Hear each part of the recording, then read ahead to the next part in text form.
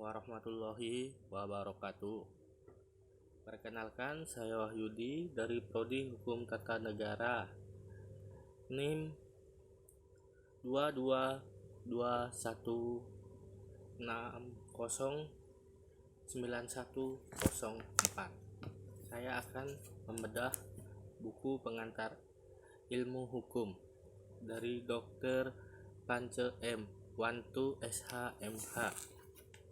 Bab 1. A. Tujuan instruksional umum. Mahasiswa diharapkan mampu memahami pengertian dan ruang lingkup pengantar ilmu hukum. B.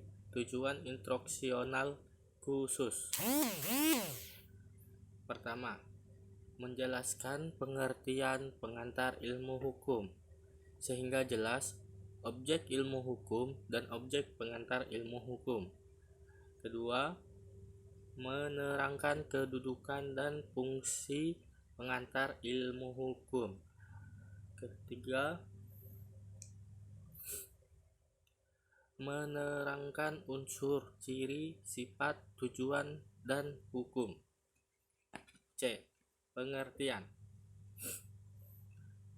Perkembangan dalam mempelajari tentang hukum biasanya diawali dengan pertanyaan, yakni apa itu hukum atau what is law. Banyak diperdebatkan ahli mengenai jawaban pertanyaan tersebut. Perdebatan untuk menjawab pertanyaan tersebut sesungguhnya ada sejak zaman Plato, Socrates, dan sampai sekarang. Pada prinsipnya, pengertian atau definisi dari hukum sangat sulit untuk dirumuskan dalam suatu batasan yang paling sempurna.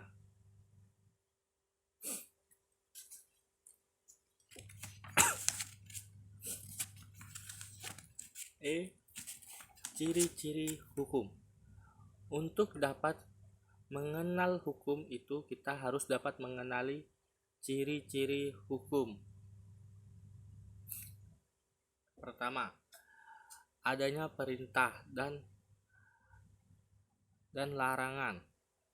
Kedua, perintah dan larangan itu harus patut ditaati setiap orang wajib bertindak sedemikian rupa dalam masyarakat sehingga tata tertib dalam masyarakat itu tetap terpelihara dengan sebaik-baiknya. Oleh karena itu, hukum meliputi berbagai peraturan yang menentukan dan mengatur perhubungan orang yang satu dengan yang lain, yakni peraturan-peraturan hidup kemasyarakatan yang dinamakan keaidahan hukum. F. Sifat dari hukum. Bahwa agar tata tertib dalam masyarakat itu tetap terpelihara, maka haruslah kaidah-kaidah hukum itu ditaati. Akan tetapi, tidaklah semua orang mau menaati kaidah-kaidah hukum itu. Dan agar supaya suatu peraturan hidup kemasyarakat benar-benar dipatuhi dan ditaati sehingga menjadi kaidah hukum, maka peraturan hidup kemasyarakatan itu harus diperlengkapi dengan unsur memaksa. Dengan demikian, hukum itu mempunyai sifat mengatur dan memaksa. Hukum merupakan peraturan-peraturan hidup kemasyarakatan yang dapat memaksa orang supaya menaati tata tertib dalam masyarakat serta memberikan sanksi yang tegas. Selain pembagian sifat di atas, hukum juga mengenal pembagian sifat sebagai berikut. Yang pertama, hukum yang imperatif. Maksudnya, hukum itu bersifat a priori harus ditaati, bersifat mengikat dan memaksa. Yang kedua, hukum yang fakultatif maksudnya ialah hukum itu tidak secara a priori mengikat. Fakultatif bersifat sebagai pelengkap. Hukum itu mengatur tingkah laku manusia dalam bermasyarakat. Hukum itu juga dapat memaksa tiap-tiap orang yang mematuhi tata tertib atau peraturan dalam kemasyarakatan. Akibat bila terdapat orang yang melanggarnya, dapat dikenakan sanksi yang tegas terhadap siapapun yang tidak menaatinya. G. Tujuan hukum.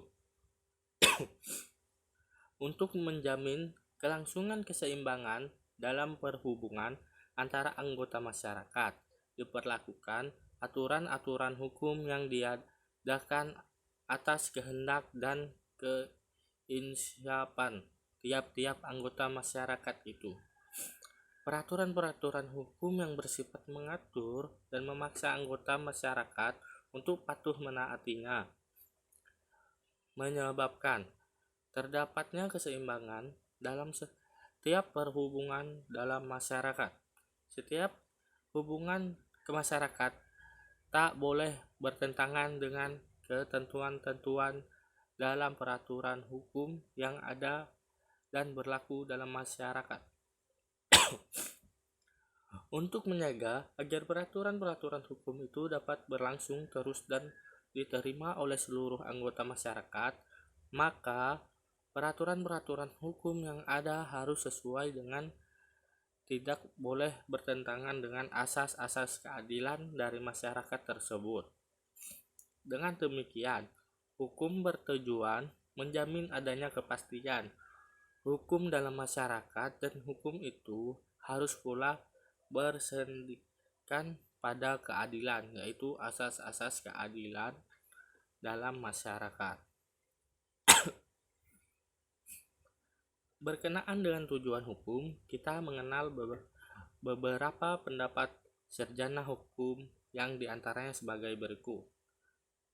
Mertokusumo pada tahun 2009 menyebutkan ada 3 unsur cita hukum yang harus ada proporsional, yaitu kepastian hukum, keadilan, dan kemanfaatan.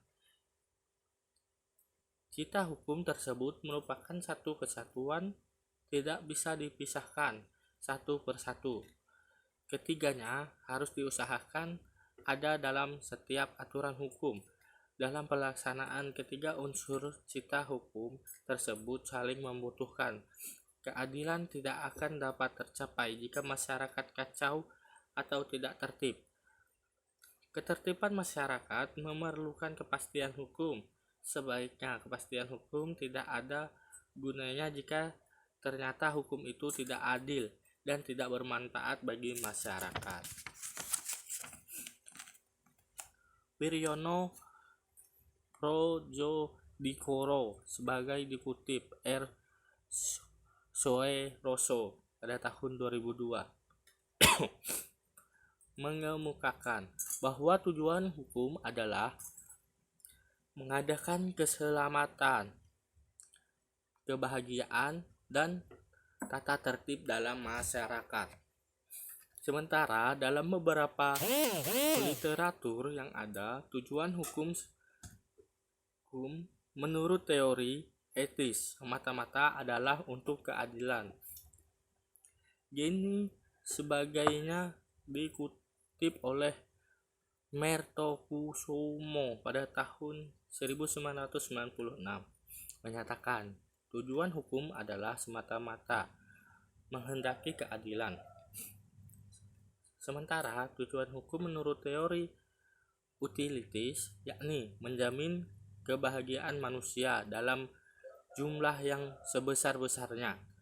Tujuan hukum menurut teori ini yakni manfaat dalam menghasilkan kesenangan atau kebahagiaan yang terbesar bagi jumlah orang yang terdampak. Fungsi hukum. Friedman dan Roscoe sebagai dikutip oleh Soejono Soekarno pada tahun 1986 menyebutkan fungsi sebagai berikut. Pertama, sebagai saran pengendali sosial atau social control, yaitu sistem hukum menerapkan aturan-aturan mengenai perilaku yang benar atau pantas. Yang kedua, sebagai sarana penyelesaian atau dispute settlement. Ketiga, sebagai saran untuk mengadakan perubahan pada masyarakat. Menurut Soejono